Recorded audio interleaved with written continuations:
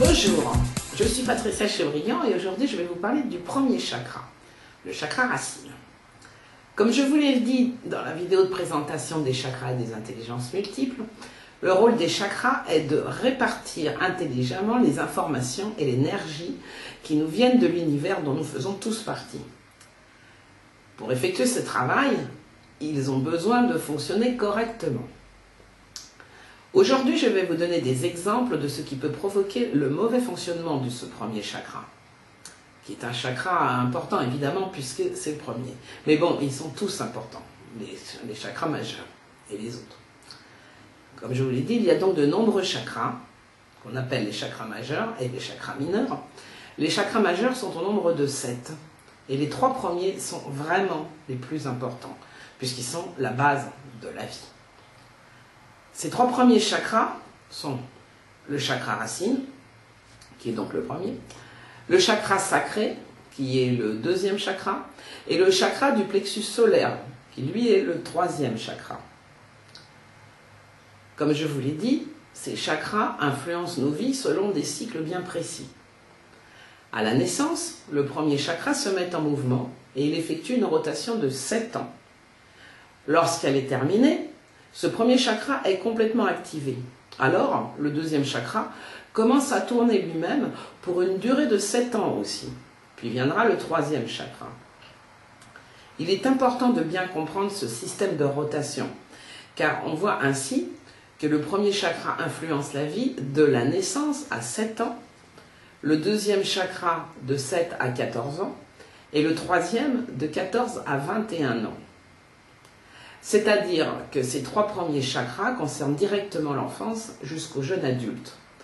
Et donc tout ce qui va se passer entre 0 et 21 ans va déterminer le cours de la vie. On comprend donc l'énorme influence qu'a l'environnement familial et scolaire sur cette période. Et la façon dont tous les chakras vont fonctionner dépend de ce qui va se passer, aussi bien à la maison qu'avec les parents et qu'à l'école.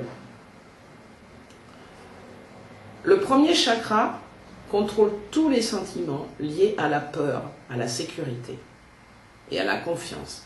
Donc, lorsque l'enfant naît, quand il est tout bébé, la sécurité pour lui c'est primordial parce que le bébé il a besoin de se sentir rassuré. Il a besoin d'avoir confiance dans ce monde nouveau dans lequel il va vivre. Il a passé 9 mois au chaud dans le ventre de maman et du jour au lendemain il se retrouve avec un tas d'inconnus dans un monde inconnu.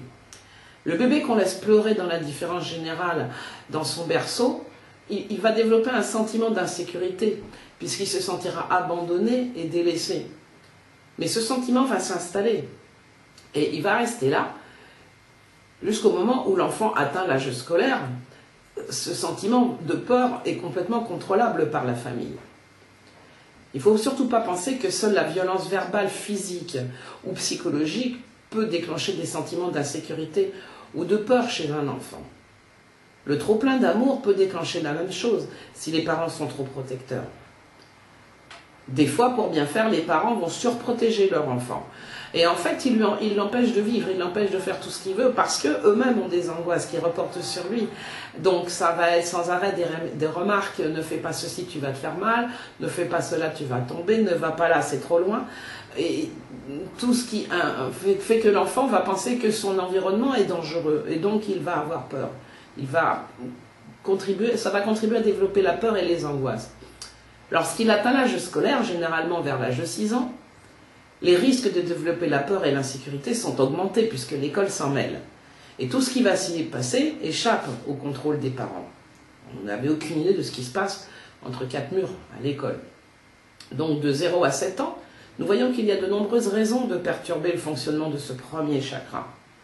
Ce chakra s'appelle chakra racine car il est celui qui nous connecte indirectement à la Terre, c'est-à-dire à notre équilibre. Pourquoi indirectement? Eh bien, parce que ce premier chakra est situé à peu près au niveau des parties génitales, mais il agit sur deux chakras mineurs très importants. Les chakras des pieds, qui eux sont situés sous la plante des pieds, et le chakra des genoux. Les chakras des pieds sont les seuls chakras capables d'établir un lien physique entre nous, la Terre et l'univers. Le rôle de ces chakras est clair, il suffit de penser à l'expression « avoir les pieds sur terre », ça veut dire avoir un bon équilibre. Donc on comprend très bien ce qui se passe, s'ils ne sont pas équilibrés, s'ils fonctionnent mal, eh ben, on n'a plus d'équilibre. Mais comme ils dépendent du premier chakra, si le premier chakra est perturbé, les chakras des pieds le seront aussi. Les chakras des pieds sont censés renvoyer à la Terre les énergies indésirables et les émotions négatives.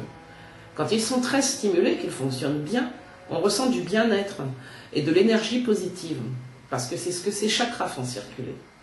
Mais quand ils sont déséquilibrés, c'est-à-dire quand le premier chakra, le chakra racine, fonctionne mal, ils peuvent provoquer des problèmes tels que la sensation d'être dans le brouillard, de se sentir vague, désorienté, d'être incapable de prendre une décision, d'achever un projet, de ressentir beaucoup de fatigue, de l'épuisement, même si on a bien dormi, même si on a passé une bonne nuit, on se réveille, on est fatigué. Sur un enfant, entre 0 et 7 ans, bon, ça peut ne pas sauter aux yeux. Mais il faut garder en tête que tous ces problèmes qui se sont créés entre 0 et 7 ans vont se répercuter tout le long de sa vie. Le premier chakra agit aussi sur le chakra des genoux. Bien que le corps comporte 2 genoux, il n'y a qu'un seul chakra, et ce chakra propage son énergie sur les 2 genoux. C'est pour cela que quand on fait de la méditation, il est conseillé de poser ses mains sur les genoux, comme ça on peut profiter de l'énergie de ce chakra.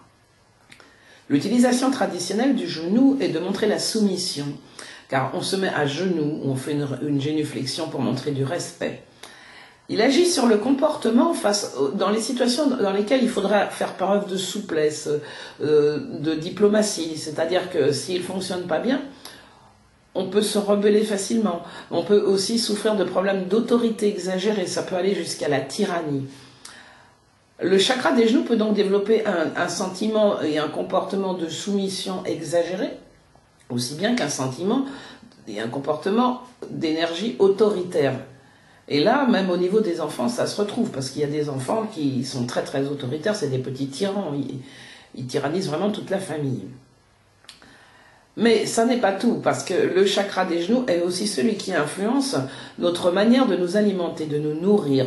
Pourquoi? Eh bien parce que traditionnellement, les genoux sont ce qu'on utilise pour planter. On se met à genoux pour planter toute la nourriture.